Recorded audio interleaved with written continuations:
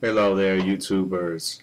Just wanted to point out that we are still experiencing tremors here on the East Coast in the Virginia area, Washington metro area.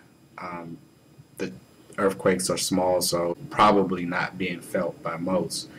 But we have had approximately 7 tremors within the last 4 days, spanning September 16th until today, September 19th, in Mineral and Louisa, Virginia.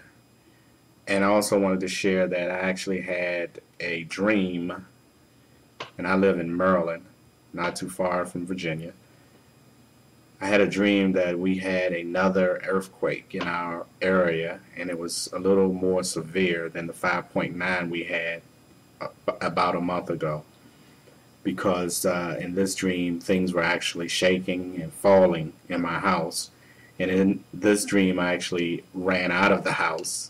I know you're not supposed to do that, but that's what I did in my dream. In my dream it was a little dark outside, so I'm thinking it took place probably early morning or late evening. I actually had a dream of, I think it was a week or two before the 5.9 quake. So this time I thought I would share my dream with YouTubers. Needless to say, I am definitely interested in knowing if anybody else has had a similar dream. If you have, please share. Thanks for watching my video. Peace.